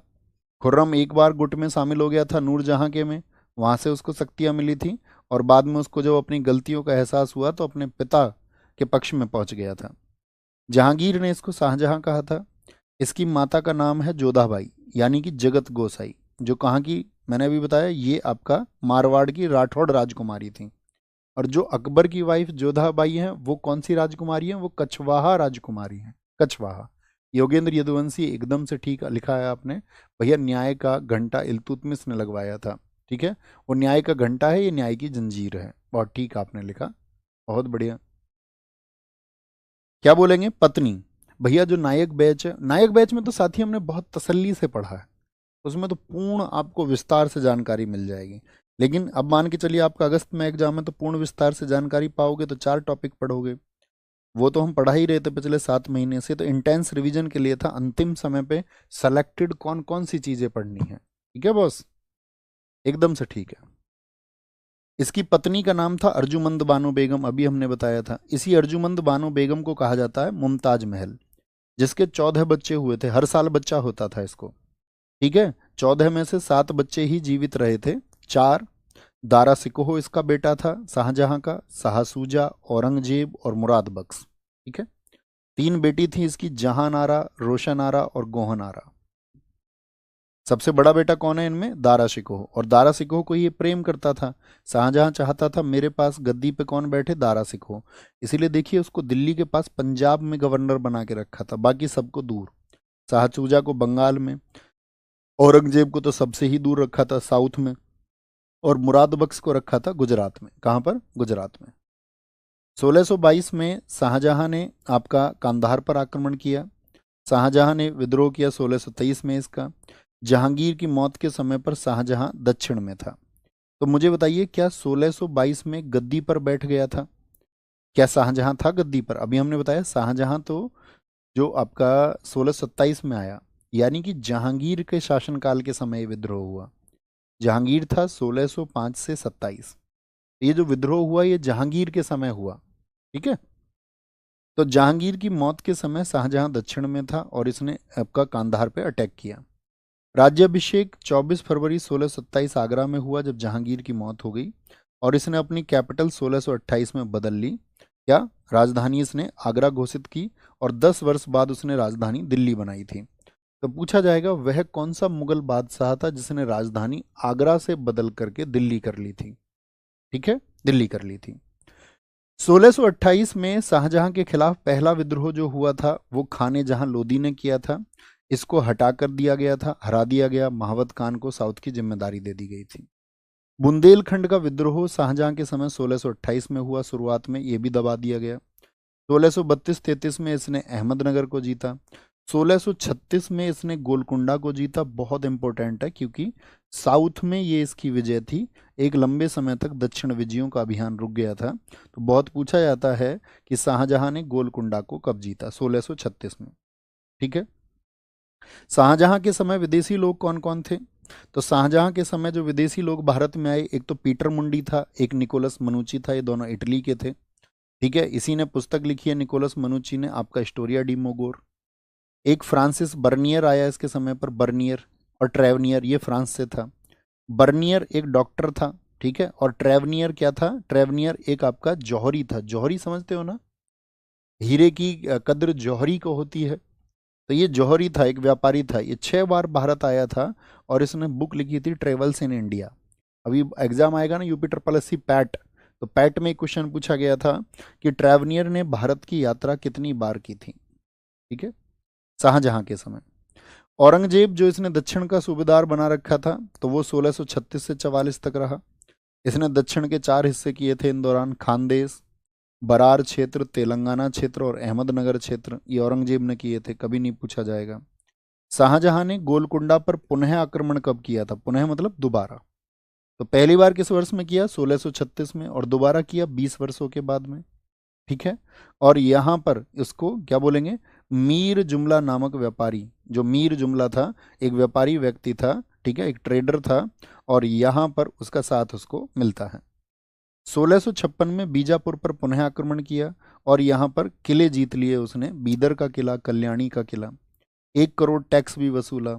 इसके समय के दरबारी कवि हैं आपका अब्बू कालीन, और एक एक व्यक्ति हैं पंडित जगन्नाथ, जिन्होंने बुक लिखी है गंगा लहरी। अब्दुल हामिद लाहौरी किसके समय पर था? शाहजहां के समय पर, जिसने बुक लिखी है पादशाहनामा। क्या लिखी है? पादशाहनामा। ठीक है। छोटू कुमार, बहुत थैंक यू मेरे साथी। इसके समय पर एक व्यक्ति इनायत खां अमीन काजवानी, उसने शाहजहांनामा लिखी। चंद्रभान बामण, एसएससी सीजीएल मेंस में पूछा गया, प्रीलिम्स में पूछा गया 22 में, 23 में फिर प्रीलिम्स और मेंस में पूछा गया, बहुत इंपॉर्टेंट क्वेश्चन है। इब्न हरकिरण रामायण का अनुवाद किया इस व्यक्ति ने। सुंदरदास ने सिंहासन बत्तीसी और 12 नवासा पुस्तक लिखी शाहजहां के समय। कविंद्र आचार्य सरस्वती, इसने बनारस के विद्वान को संरक्षण दिया। शाहजहां के समय को स्थापत्य कला का स्वर्ण युग बोलते हैं। जहांगीर का समय किसका स्वर्ण युग था? जहांगीर का समय, तो आप कहेंगे जहांगीर का समय तो था चित्रकला का स्वर्ण काल, तो उसने चित्रकला को बहुत प्रमोट किया। लेकिन शाहजहां ने जो प्रमोट किया वो किया इमारतों को। तो उस इमारतों में कौन कौन से नाम हैं, क्या क्या निर्माण कार्य हैं इसके? निर्माण कार्य देखना, मयूर सिंहासन किसने बनवाया था? मयूर, मोर के जैसा। ताजमहल किसने बनवाया था? इसी ने बनवाया था। ताजमहल 1631 में काम शुरू हुआ, 1653 में काम पूरा हुआ। डिजाइन बनाया था इसका अहमद लाहौरी ने। निर्देशन इसका किया था ईशा खान ने। क्या इन लोगों के हाथ कटवा दिए थे? तो हमने क्या कहानी बताई थी आपको, सच में हाथ नहीं कटवाए थे, लेकिन उनको काम करने से मना कर दिया, और किसी कारीगर से उसका काम छीन लिया जाए उसी को कहते हैं कि उनके हाथ काट दिए गए। ठीक है। बिल्कुल ठीक कह रहे हैं रमन गौतम। 1983 में यूनेस्को की विश्व विरासत सूची में ताजमहल शामिल हुआ था। आप हमें बताओ 1983 में कितनी यूनेस्को साइट चिन्हित हुई थी? सुलेखक, यानी कि यहाँ पर जो ताजमहल शब्द लिखा हुआ है वो शब्द लिखा है अमानत खान ने। पूरा हुआ ये 1653 में, और इसका जो को डायरेक्शन किया था वो एफएनडी ने किया था। ताजमहल का पत्थर सफ़ेद संगमरमर से बना, मकराना आरजे भोले तो राजस्थान से इसको लाया गया था। पित्रादुरा शैली का इस्तेमाल हुआ, लेकिन इससे पहले किस इमारत में पित्रादुरा शैली का इस्तेमाल हुआ था? एतमा उद्दौला में। लाल किला दूसरी इमारत, बहुत चर्चित इमारत है इसके समय, जो यूनेस्को में 2007 में चिन्हित हुई। लाल किला का निर्माण कार्य 1648 में पूरा हुआ, 10 साल में बना था ये भी। और इसका भी जो आर्किटेक्ट था वो कौन था? तो इसका भी आर्किटेक्ट था आपका उस्ताद अहमद लाहौरी। जामा मस्जिद दिल्ली, मोती मस्जिद आगरा, रंग महल लाल किले के अंदर इसी ने बनवाया। मच्छी भवन आगरा इसी ने बनवाया। मुसम्मन बुर्ज लाल किले के अंदर इसी ने बनवाया, शाहजहां ने। मयूर सिंहासन तख्ते ताउस, जिसको डिजाइन किया था बादल खान ने, ये भी किसने बनवाया? शाहजहां ने। देख रहे हैं कितनी इमारतें इसने बनवाई हैं। आगरा के किले में दीवाने आम और दीवाने खास इसने बनवाए, ये तो अकबर ने भी बनवाए थे। अकबर ने कहाँ पर बनवाए थे भैया? फतेहपुर सीकरी। अब बलबन ने 2 प्रथाएं शुरू की थी, सिजदा और पाबोस, उनको खत्म किया शाहजहां ने, बोला कि नहीं यार ये ह्यूमन बिहेवियर के अंतर्गत नहीं आता। तीर्थ यात्रा पर कर लगाया, अकबर ने उसको हटा दिया था, इसने लगा दिया। न्याय का दिन इसने बुधवार तय किया था, कोई भी व्यक्ति क्या बोलेंगे न्याय के लिए आ सकता था। संस्कृत कवि जगन्नाथ को इसने महाकवि राय की उपाधि दी। लाल खान को इसने गुण समुद्र की उपाधि दी। गुण समुद्र की, इसकी उपाधि दी, गुण समुद्र की उपाधि दी। शाहजहां की तबीयत खराब होने के कारण सन 1657 में दिल्ली की गद्दी पर उत्तराधिकार के युद्ध हुए। कितने बेटे हैं शाहजहां के, बताएं जरा। शाहजहां के कितने बेटे हैं? सबसे बड़ा बेटा दारा सिकोह, जिसको ये गद्दी पर बिठाना चाहता है, मुराद बख्श है, शाह सूजा है और औरंगजेब है। तो इन चारों ने सोचा कि यार कहीं ऐसा तो नहीं होगा, मतलब जो उसका बेटा था दारा सिकोह, उसने तो नहीं सोचा, वो तो मानता था कि भी गद्दी मुझे ही मिलेगी, लेकिन बाकी पुत्रों ने विरोध किया। तो इसमें उत्तराधिकार के 3 युद्ध हुए, बहुत पूछा जाता है। पहला युद्ध है धर्मट का युद्ध 1658। औरंगजेब दक्षिण से आया, इसने अपने बाकी भाइयों को अपने साथ कर लिया और दारा सिकोह को यहाँ पर उसने हरा दिया। धर्मट का युद्ध उज्जैन में हुआ था। कौन जीता? सारे युद्ध औरंगजेब जीता। दूसरे युद्ध में दारा सिकोह पीछे की तरफ हटा। सामूगढ़ ये हुआ था आगरा के नज़दीक, और बिल्कुल आगरा किले पे आ गया औरंगजेब, और सामूगढ़ के युद्ध को भी उसने जीता। कब हुआ? 1658 में ही। यह युद्ध जीतने के बाद औरंगजेब का पहला राज्याभिषेक हुआ और उसने अपने पिता शाहजहां को कैद कर लिया। क्या लिखेंगे यहाँ पर? सामूगढ़ के युद्ध के बाद में शाहजहां को बंदी बना लिया गया और शाहबुर्ज आगरा में उसको कैद कर लिया गया। शाहजहां ने कहा भैया मुझको ताजमहल देखने देना, ऐसी जगह बंद करना। ऐसी ही जगह बंद कर दिया और वो अगले 8 वर्ष तक यहाँ 1666 तक कैद में रहा। बड़े कमाल की बात है, आपको पता होगा कि इतनी बेरुखी से पेश आया था औरंगजेब अपने पिता के साथ में, कि पिता को कैद किया था और जिस बेटे को प्यार करता था सबसे ज़्यादा, दारा सिकोह, उसकी गर्दन कटवा के तस्तरी में रख के इसके खाने के लिए इसके सामने भिजवाई थी। तीसरा युद्ध हुआ फाइनली जब दारा सिकोह आपका राजस्थान की तरफ गया एक मदद के लिए, तो वहां पर उसको पकड़ के मार दिया गया 1659 में। यहाँ पर दारा सिकोह के बारे में लिखे हुआ है।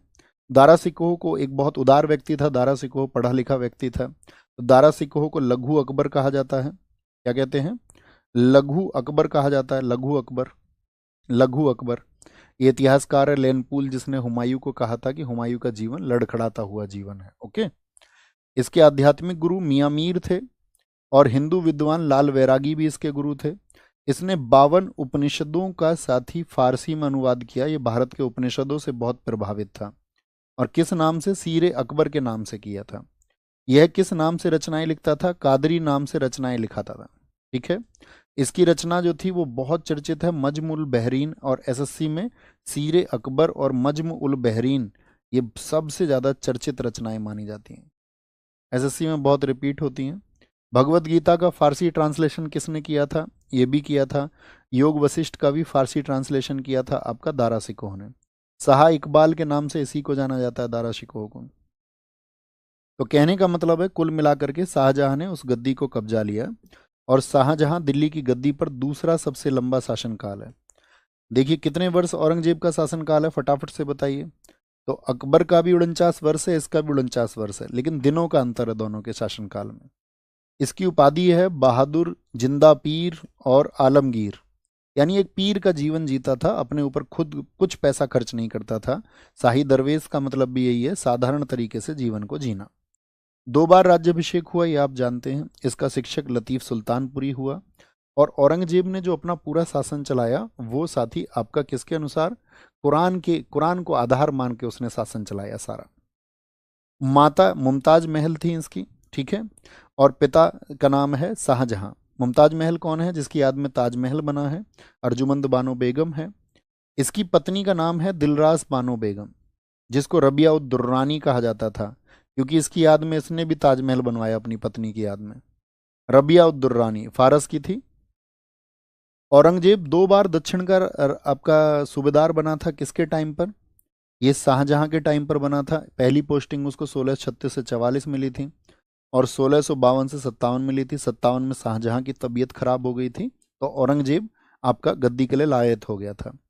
औरंगजेब ने बलबन ने जो नौरोज शुरू करवाया, जो चित्रकारी होती थी, जो झरोका दर्शन, राजा आके विंडो पे आके हाथ मिलाता था सेलिब्रिटी की तरह, वो सब हटा दिया गया। सिक्कों पर कलमा, सिक्कों पर कलमा, राजपूत टीका, ये सब हटा दिया गया। सर जी क्वेश्चन कब बताएंगे कैसे बनेंगे? बच्चा क्वेश्चन तो आपको पता होना चाहिए, उतनी समझ तो आपको होनी चाहिए। अब आप कोई पहली क्लास में तो है नहीं। बताइए आप, नौरोज उत्सव किसने बंद कराया था? खुद सोचिए, है ना। और आपको क्वेश्चन प्रैक्टिस करनी है तो हमने बताया यूट्यूब पे हमने नाइक 2.0 सीरीज कराई है 2025 एसएससी एग्जाम्स के लिए, उसमें आप देख सकते हैं। ये तो बहुत बचकानी बात हो जाएगी दोस्त। अब तक तुम 10th 12th तो की ही होगी ना तुमने, तो थ्योरी पढ़ते समय क्या होता था? बोले भैया स्कूल में ध्यान से पढ़ा ही नहीं कभी, ये तो हमको तो जादू करना था, 1 महीने में सब कमाल। ऐसे कमाल नहीं होता है। ज्योतिष, सती, दास, नाचना गाना सब इसने बंद करवा दिए थे, सब। सबसे ज्यादा रोक इसने लगवाई। औरंगजेब ने इस्लाम के विरोध में पेंटिंग्स बंद करवा दी। इसने असम में अभियान किया था और वहां पर जो व्यापारी था, याद है, साउथ का, उसको जिम्मेदारी दी थी मीर जुमला को असम अभियान में। मीर जुमला की लेकिन डेथ हो गई थी 1663 में। असम जो जीत पाया औरंगजेब, वो जीता मीर जुमला की वजह से ही। फिर बाद में जब मीर जुमला की डेथ हो गई थी तो इसने अपने मामा, ये मामा है औरंगजेब का, शाइस्ता खां, इसको भेजा था। सतनामियों का विद्रोह हुआ, जो कबीर के अनुयायी थे औरंगजेब के टाइम पर मेवात क्षेत्र में, इसने सब सतनामियों को मरवा दिया था। सिख विद्रोह हुआ 1675 में, क्योंकि आपको याद होगा कश्मीर में इसने बहुत अत्याचार किए औरंगजेब ने लोगों को धर्मांतरण के लिए, और ये बहुत अत्याचार करता था कि भाई इस्लाम अपनाओ। तो उसके चलते हुए जब वहाँ के कश्मीरी ब्राह्मणों ने मदद लगाई थी किससे, गुरु तेग बहादुर से, तो गुरु तेग बहादुर ने ये कह दिया था कि भाई औरंगजेब यदि मेरा धर्म बदलवा ले तो तुम ये कह देना कि जी हम भी धर्म बदलवा लेंगे, ठीक है, हम भी धर्मांतरण के लिए तैयार हो जाएंगे। तो गुरु तेग बहादुर को बहुत तड़पाया था औरंगजेब ने, उनके शरीर के एक एक हिस्से को काटा था, जैसे संभाजी महाराज जी के साथ में किया, वही इन्हीं के साथ में भी किया। अंत में जब ये इन्होंने नहीं इस्लाम स्वीकार किया था तो इनकी गर्दन को काट करके, वो शीसगंज गुरुद्वारा जो है उसका नाम इसलिए क्योंकि वहां पे शीस रखा गया, शीसगंज गुरुद्वारा। तो सिखों के 9वें गुरु आपका तेग बहादुर की हत्या किसने करवाई थी? तो तेग बहादुर जी की हत्या करवाई किसने? औरंगजेब ने। राजपूतों का विद्रोह हुआ 1678 में, ठीक है, मारवाड़ पर इसने अधिकार कर लिया। फिर इसके बदले में राजपूतों ने विद्रोह किया, वहां पे सारे मंदिर तोड़ने के आदेश दे दिए औरंगजेब ने। मेवाड़ ने मारवाड़ का साथ दिया, मुगल सेना ने उदयपुर को तभी कंट्रोल कर लिया था औरंगजेब की सेना ने। औरंगजेब के पुत्र अकबर का विद्रोह, देखिए ये अकबर वो नहीं है जो औरंगजेब का दादा लगेगा। एक तो अकबर है, अकबर का बेटा जहांगीर, जहांगीर का बेटा शाहजहां, और शाहजहां का बेटा औरंगजेब। तो अकबर का पड़पोता है एक, तो अकबर का पड़पोता है औरंगजेब। तो औरंगजेब ने अपने बेटे का नाम भी अकबर रखा था। तो अकबर वर्सेज औरंगजेब, और साथ में इसका बेटा जो मुअज्जम था ये इसका साथी रहा। इसका बेटा अकबर हेल्प के लिए भाग गया था छत्रपति संभाजी महाराज जी के पास में, और ये आपका कहाँ रहा था? आपका 1658 से 72 उत्तर में रहा। फिर ये दक्षिण भारत में रहा, इसको जिम्मेदारी दी गई थी। 1682 में अकबर के पीछे ये दक्षिण गया, लेकिन संभाजी महाराज जी ने उसको वहां पर हेल्प नहीं किया था, ठीक है, तो इसकी वजह से ये फिर चला गया था। 1686 में आदिल शाह के पुत्र सिकंदर शाह से बीजापुर इसने जीता। 1686 में किसने ये जिम्मेदारी दी गई थी? मुअज्जम को, ठीक है, औरंगजेब ने जीता। 1687 में औरंगजेब ने गोलकुंडा जीता, दोनों पूछे जाते हैं क्वेश्चन। गोलकुंडा और बीजापुर ये दक्षिण विजय थी, तो जिसने जब जब जीता, जैसे शाहजहां के समय 36 और 56 में। यहाँ पे शासक था अब्दुल हसन कुतुब शाह, और यहाँ पे गद्दारी की थी उसके एक व्यक्ति था अब्दुल गनी, उसने गद्दारी कर दी थी। औरंगजेब के समय पे जो हिंदू मनसबदार थे उनकी संख्या 33% थी, यानी मंत्री समझ लीजिए आप, कितने मंत्री थे उसके? 33%। औरंगजेब के समय सूबे, जैसे आज भारत में कितने राज्य हैं? टोटल 28 राज्य हैं। तो मुगल काल में कहा जाता था उनको सूबे, तो सूबे थे इस टाइम पे 21। कहीं कहीं ये संख्या 22 भी बताई जाती है एग्जाम में। दिल्ली में बैतुल उलूम इस्तेमाल किसके समय पर बना? ये बना आपका औरंगजेब की बेटी ने बनवाया, ठीक है, बैतुल उलूम दिल्ली में बना। औरंगजेब ने कौन कौन से निर्माण कार्य करवाए थे देखना? बादशाही मस्जिद लाहौर की, आलमगीर मस्जिद बनारस की, और मोती मस्जिद, मोती मस्जिद याद रखना, मोती मस्जिद। आपसे पूछे कभी भी लाल किला, जो आपका लाल किला है उसके अंदर मोती मस्जिद किसने बनवाई थी? ये औरंगजेब ने। बीबी का मकबरा ये आपका बनवाया संभाजी नगर में, संभाजी नगर जिसका पहले नाम औरंगाबाद हुआ करता था। ये बीबी का मकबरा उसने अपनी वाइफ रबिया दुर्रानी की याद में बनाया। दरअसल में इसके लिए जिद की थी औरंगजेब के बेटे ने कि हमारी मम्मी की याद में भी बनाओ, जैसा परदादा जी ने बनाया था तुम्हारे ने। तो इसको, लेकिन ये अच्छा नहीं बन पाया, इसीलिए इसको बोलते हैं ताजमहल की एक भद्दी नकल। ठीक है, इसको साउथ का ताजमहल भी कहते हैं। और रबिया की याद में औरंगजेब के पुत्र आजम शाह ने इसको बनवाया था। इसका जो डिजाइनर, वो मतलब सस्ता डिजाइनर पकड़ लिया, ऐसे समझो, आर्किटेक्ट सस्ता था, अततुल्ला। यहां पर देखिए मुगल शासन व्यवस्था, इससे कभी कभार क्वेश्चन बनते हैं क्या क्या। देखिए मुगलों की एक व्यवस्था, एक जैसे आज केंद्र में सरकार होती है, आप सब जानते हो, आज केंद्र में सरकार होती है, और फिर सरकार कहाँ होती है, राज्य स्तर पर होती है। हाँ या ना? आप कहोगे हाँ जी भैया, फिर राज्य स्तर पर सरकार होती है। तो इसी तरह से मुगलों ने भी अपनी शासन को बांटा हुआ था। तो सबसे ऊपर जो टॉप पे होता था वो होता था मुगल बादशाह, उससे नीचे होते थे मंत्री। ठीक है, मंत्रियों में सबसे ऊपर कौन होता था, प्रधानमंत्री, यानी वकील मुतलक। पूछा जाए कि मुगल काल में मंत्रियों में सबसे सर्वश्रेष्ठ मंत्री कौन होता था, सभी मंत्रियों का प्रधान कौन होता था, तो वकील मुतलक बोले या वजीर बोले। फिर होता था मीर बख्शी। मीर बख्शी का काम क्या होता था, सेना विभाग को देखना। सेना विभाग बहुत बार क्वेश्चन पूछा गया है, मुगल काल में सेना विभाग का पद कौन सा था। सद्र उद सद्र ये क्या देखता था, धार्मिक मामलों को देखता था। लगान मुक्त भूमि का निरीक्षण, ये सयूरगल मदद मास बोलते थे। काजी कौन होता था, ये आपका न्याय विभाग को देखता था, मुख्य न्यायाधीश। एक होता था मुहतसिब, ये प्रजा के आचरण को देखने के लिए था। महल में दिन की क्या जरूरत है, उसको मीर सामा देखता था। ठीक है, कारखाने की देखभाल करता था। जो तोपखाना था उसको देखता था, आतिशबाजी वाले को मीर आतिश। गुप्तचरों का जो प्रमुख होता था, जितने भी स्पाई होते थे, जासूस थे, वो दरोगाए डाक चौकी। फिर क्या बनाया इन्होंने, केंद्र से नीचे यानी कि राज्य स्तर पर, फिर बनाया इन्होंने राज्य स्तर पर आपका, उसको बोलते, राज्य को बोला जाता है प्रोविंस अर्थात प्रांत, तो प्रांत स्तर पर भी, और फिर इससे निचले स्तर पर भी बनाएंगे। तो प्रांत स्तर पर क्या था, प्रांत स्तर पर सबसे बड़ी पोस्ट होती थी इनकी सूबेदार, यानी एक प्रांत दिया जाता था उसे सूबा। जैसे 21 सूबे थे इसके समय, औरंगजेब के समय।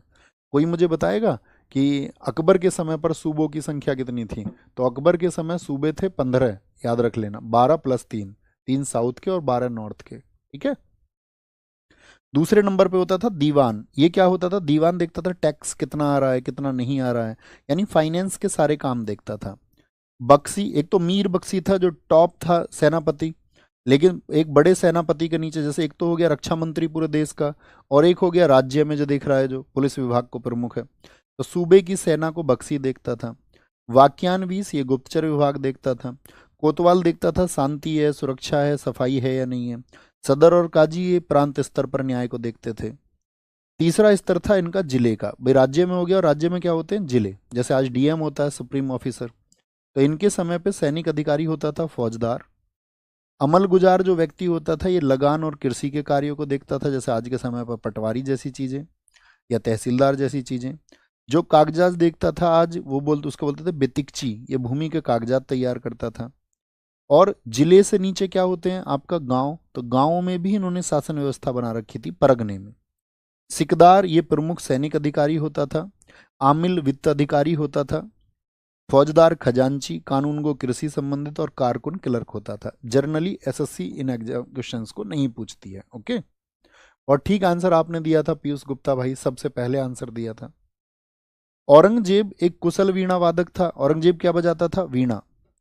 औरंगजेब के समय भी कुछ विदेशी व्यक्ति आए थे आपका, थैवनॉट फ्रांस से आया था, गोमल करेरी इटली से आया था, और जॉन फ्रियार ब्रिटेन से आया था। कहाँ से आया था, ब्रिटेन से आया था। अकबर ने जजिया को कब हटाया था बताइए, दातीज 1564 में उसने जजिया को हटा दिया था, लेकिन इसने जजिया को फिर से लगा दिया। औरंगजेब के समय पर जाट विद्रोह हुए, भैया एनसीईआरटी से जैसे हटा दिया गया है मुगलों को, तो क्या क्वेश्चन आ सकते हैं बच्चे, जब तक एसएससी आपको स्पेशली अपने नोटिफिकेशन में ना लिख दे कि भाई आपका एसएससी ने कहीं ये लिख रखा है कि आपसे जो क्वेश्चन पूछे जाएंगे वो एनसीईआरटी से पूछे जाएंगे या एनसीईआरटी बेस्ड क्वेश्चंस होंगे, आपने नोटिफिकेशन को पढ़ा, उसमें कहीं है ऐसा? हाँ, अगर वो ये लिख दे एनसीईआरटी बेस्ड होगा पैटर्न, तो हम उसको फॉलो कर लेंगे फिर। लेकिन आपके एग्जाम में ऐसा नहीं आता है कि एनसीईआरटी से क्वेश्चन आएंगे, तो यानी कि वो सिर्फ एनसीईआरटी से हटा है, बाकी बाकी जगह पर वो मौजूद है, बाकी रिसोर्सेज में, बाकी सोर्सेज में वो मौजूद है, तो क्वेश्चन आने की बिल्कुल संभावनाएं हैं। के बॉस, औरंगजेब के समय पर जाट विद्रोह हुए थे। जाट नेता चूड़ामन जी ने विद्रोह किया था आगरा यूपी में। उनके बाद में गोकुल ने विद्रोह किया। उनके बाद में राजा राम जी ने विद्रोह किया। राजा राम तो इतने विद्रोही हुए मुगलों के कि इन्होंने अकबर की जो कब्र में अस्थियां थी उनको खुदवा लिया था और अस्थियां निकलवा के उनको शवदाह करवा दिया था। जलवा दी थी वो अस्थियां, ठीक है, वो जलवा दी थी इन्होंने। ओके। औरंगजेब की मृत्यु 1707 में हुई। कब हुई है औरंगजेब की डेथ? 1707 में। और उसका मकबरा कहाँ पर है? संभाजी नगर में, महाराष्ट्र में। अब हम शुरू करते हैं आधुनिक भारत के इतिहास को। आधुनिक भारत के इतिहास से मतलब क्या है? औरंगजेब की डेथ हुई 1707 में, और औरंगजेब की डेथ के बाद का जो समय है यानी कि उसको कहा जाता है मॉडर्न इंडिया। तो औरंगजेब के बाद गद्दी पे कौन बैठा? यहाँ से बहुत छोटे फैक्ट पूछे जाएंगे, ध्यान से देखना। तो आप कहेंगे भैया बहादुर शाह प्रथम, ये कौन है? मुअज्जम है। इसका उपनाम, बहुत बूढ़ा व्यक्ति था जब ये गद्दी पे बैठा। इसको साहे बेखबर, इसको शासन का कोई मतलब नहीं था। इसको शाह आलम प्रथम भी बोलते हैं। वास्तविक नाम है इसका, औरंगजेब का बेटा है ये मुअज्जम। कौन है? औरंगजेब का बेटा। औरंगजेब की मृत्यु के समय उसके 3 पुत्र जीवित थे। एक तो शहजादा मुअज्जम यानी कि बहादुर शाह प्रथम। दूसरा आजम था जो अपनी पिता के, जो रबिया उद दुरानी का मकबरा बनाने की बात कर रहा था। और तीसरा बेटा था उसका शहजादा कामबख्श। कौन? कामबख्श। इसने क्या किया? गुरु गोविंद सिंह की मदद से 1707 के उत्तराधिकार के जाजऊ के युद्ध में अपने भाई कामबख्श को हराया। किसने हराया कामबख्श को? किसने हराया कामबख्श को? तो आप कहेंगे भैया मुअज्जम ने। मुअज्जम ने, क्योंकि इसको गद्दी के लिए चैलेंज हो रहा था कि इसके भाई इसके खिलाफ थे। तो इसकी मदद की किसने? गुरु गोविंद सिंह, जो 10वें गुरु थे, और गद्दी पर बिठा दिया गया। लेकिन गद्दी पर बैठने के बाद में भाई साहब फिदा हो गए। बीवी फिदवा नाम की एक व्यक्ति थी, महिला थी एक, उस पर फिदा हो जाते हैं। वही शासन चलाती है जूलियाना, उसके साथ ये हाथी घूमते रहते थे दिल्ली में। 1709 में इसने अपने दूसरे भाई कामबख्श को हराया, और इसी के समय विघटन की पृष्ठभूमि तैयार हो गई। या अगर हम बोलें बहादुर शाह प्रथम, औरंगजेब तक मुगलों का शासन बहुत केंद्रीकृत तरीके से चला था, मजबूती से। लेकिन इसके बाद क्या हुआ? इसके बाद विघटन होता चला गया। तो उस विघटन को हमको समझना है, 5 मिनट लगेंगे इसमें। तो विघटन की पृष्ठभूमि हुई। दक्षिण में सूबेदारी इसने जुल्फिकार खां को मीर बख्शी बनाया। साउथ में मीर बख्शी कौन होता था? ये मुख्य सेनापति होता था, मुख्य सेनापति। तो किसको बनाया? जुल्फिकार खां को। बहादुर शाह के भी 4 बेटे थे, जहांगीर शाह, अजीमुस्सान, रफीसुस्सान, जमान शाह। ये सब उत्तराधिकार के युद्धों में लड़ गए आपस में। इस उत्तराधिकार के युद्ध में किसकी जीत होती है? जहांगीर शाह की। तो जहांगीर शाह इसके बाद में गद्दी पर आता है 1 वर्ष के लिए। बिल्कुल याद नहीं रखना, बस एक चीज याद रखना, किस मुगल बादशाह को लंपट मूर्ख के नाम से जाना जाता था। इसने अपना वजीर बना लिया था जुल्फिकार को, इसी ने इसको डुबो दिया। इसके संबंध हो गए थे लाल कुंवर नाम की एक वेश्या से, ठीक है, एक प्रोस्टिट्यूट से। वही शासन चलाती थी। इतनी हालत खराब हो गई थी मुगलों की। इसने जजिया को पूर्ण रूप से समाप्त किया था जहांगीर शाह ने। तो ये इसका बेटा रहा। इसके बाद में फर्रुखसियर आया। फर्रुखसियर इसके बाद में 10 महीने के बाद में। इसको कहा जाता है डिस्गस्टिंग रूलर, ठीक है, बेहुदा शासक है ये। इसने लक्ष्मण दास बंदा बहादुर की हत्या करवाई थी, ठीक है, बंदा बहादुर की। देखिए लक्ष्मण दास या बंदा बहादुर कौन है? सिखों के कितने गुरु हुए? तो आप कहेंगे भैया जी 10 गुरु हुए। तो गुरु गोविंद सिंह जी के बाद में जो खालसा सेना की कमान आई थी, वो बंदा बहादुर के खिलाफ, बंदा बहादुर के हाथ में आई। और बंदा बहादुर के खिलाफ हो गया था आपका फर्रुखसियर, क्योंकि वो मुगलों से लड़ाई लड़ रहे थे। तो इसने उनके साथ में भी बहुत अत्याचार किए थे। इसके समय पर अंग्रेजों ने चाल चली। दरअसल में इसको फोड़ा था फर्रुखसियर को गलत जगह पर, तो इससे बैठा नहीं जाता था। लंबे इलाज के बाद में भी कुछ नहीं हुआ। अंग्रेजों ने रिसर्च की तो अपना एक शिष्टमंडल यानी एक डेलीगेशन भेजा, जिसके अध्यक्ष थे जॉन सैरेमन। और ये लोग भारत में आए 1715 में, और एक डॉक्टर लेके आए अपने साथ में, हैमिल्टन। इसको पता था, अब बातचीत में ये थोड़ा करहा रहा था, ठीक है, फर्रुखसियर। तो इसने बोला भैया हम कर देंगे इलाज। तो उस इलाज को इन्होंने किया तो बहुत खुश हुआ था इनसे फर्रुखसियर। तो फर्रुखसियर ने क्या किया था? 1717 में अंग्रेजों को व्यापार के लिए मैग्ना कार्टा जारी कर दिया था। मैग्ना कार्टा, ये बहुत इंपॉर्टेंट है, बहुत पूछा जाता है कि मैग्ना कार्टा किसने जारी किया।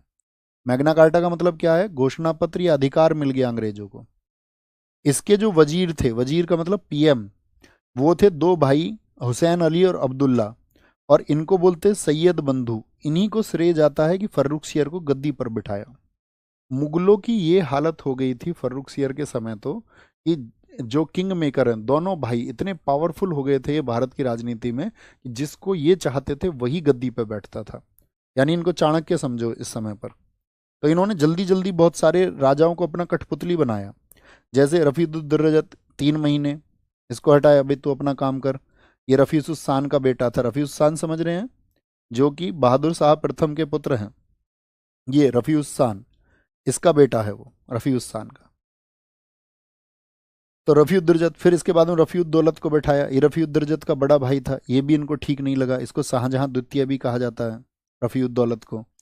ठीक है, इसके बाद में इसको गद्दी पे हटा के फिर किसको बिठाया, फिर बिठाया आपका किसको, नेफिशियार को, नेफिशियार को गद्दी पे बिठाया। फिर आया मोहम्मद शाह रंगीला, इसको थोड़ा ध्यान से पढ़ना, इससे एग्जाम में कई बार क्वेश्चन बनते हैं। पहले तो इसके शासनकाल को देखना, 1719 से 48। अब बैठा तो ये भी सैयद बंधुओं की कृपा से ही। इसका मूल नाम था, पूछा जाता है, किस मुगल शासक को रोशन अख्तर कहा जाता है।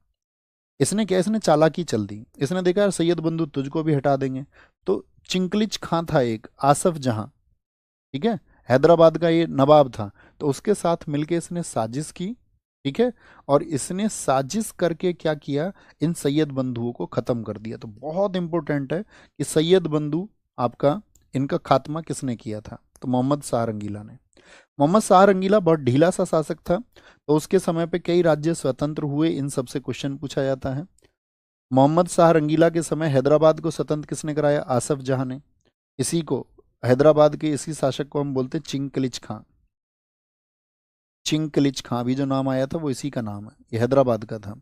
अवध में सादत खां ने खुद को अलग कर लिया, मुर्शिद कुली खान ने बंगाल में खुद को अलग कर लिया, मथुरा भरतपुर में ये दिल्ली से स्वतंत्र हो गए, बदन सिंह। यानी तुम समझ सकते हो, जब कोई उसके अधीन रहने को तैयार नहीं है, तो वो क्या कर रहे हैं दोस्त, वो मजबूती से खुद को आगे बढ़ा रहे हैं। ओके, कोई दिक्कत। सर फारूक सियर को डिस्कस्टिंग रूलर क्यों कहते हैं बच्चों, इसने आजाद अंग्रेजों को अधिकार दिए ना हमारे देश पर। अंग्रेजों ने जो लूट की बाद में 1700, अगर हम कहें बेसिकली, तो सबसे इंपॉर्टेंट ईयर बनेगा हमारा बक्सर का युद्ध, 1764 से 1947 तक अंग्रेजों की लूट है, माना जाता है उसके पीछे फारूक सियर ही योगदान है।